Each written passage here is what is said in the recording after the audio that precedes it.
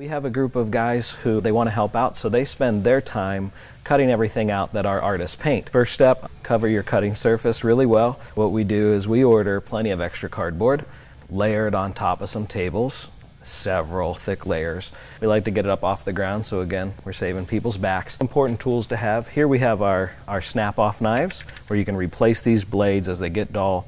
And then having good straight edges really helps. We really like these T-square straight edges. I think these are actually for drywalling, and these are great for hooking on the edge of your cardboard, cutting nice straight lines, and then just other regular straight edges, but they help out a lot for cutting anything that you want to keep nice and straight. As those cutters are coming by and cutting this, sometimes the paper might rip and then all the brown from the cardboard starts showing through.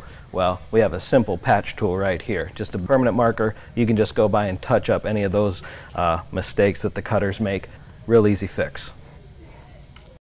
Okay, well, I wanted to show you how we take all the beautiful stuff that we've painted and then make it stand up for our set. This is actually our little welcome center as kids come walking in the door. But all the concepts that we use here can just be used on your main set or anywhere else you're decorating. Here we have one of our awesome painted elephants, and all we do is attach it to a little L bracket that we make. We've made these in all different sizes. We have them as tall as 8 feet and as short as maybe 6 or 8 inches. And we use just short screws. We screw right through the cardboard and into the wood. And the reason we use screws and not staples, we actually found that the screws hold better, and when you're all done, the screws are a lot easier to take out than staples are. And then you can just position your critters wherever you want them to go, and then they stand up there. So here we have the back side of our large structure. We have different sizes. This one's probably about 4 feet tall. We have some 8 foot tall L bracket legs here. And again, we just screwed all the cardboard right into that, used a couple of cross braces on some of the bigger pieces. And then since we live in Ohio, we have tons of rock salt laying around in our garage that we're not using in the summer. So we just bring that in from the garage, throw it on the back to keep it from tipping forward.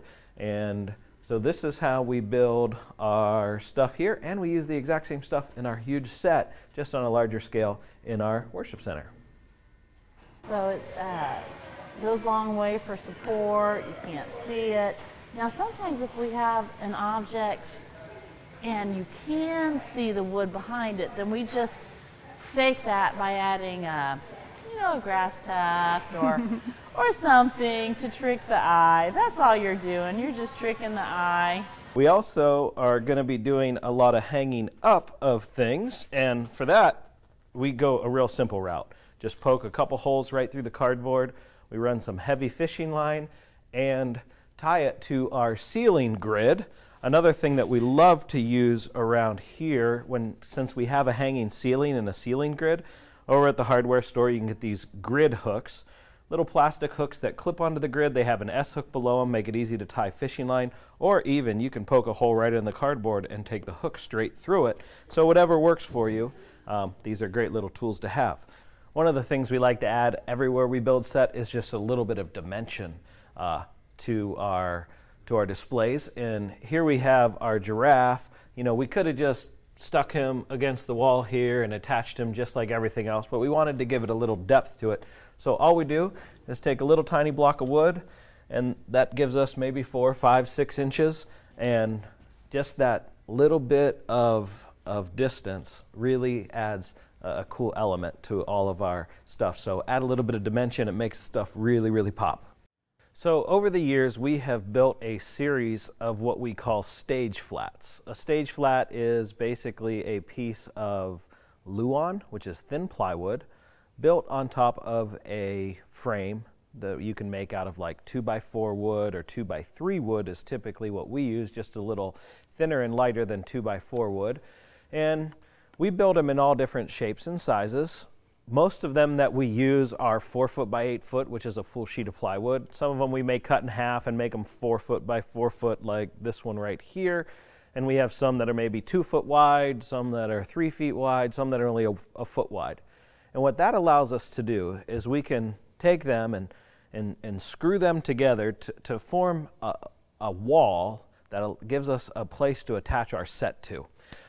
What we've done this year is, because we have this giant mountain for Camp Kilimanjaro, we constructed this giant wall out of all these pieces that we keep in our garage. And as you can tell, they've been used and beat up over the years. We continually reuse them over and over and over again. We've painted on them, and so these are, you know, our old VBS sets.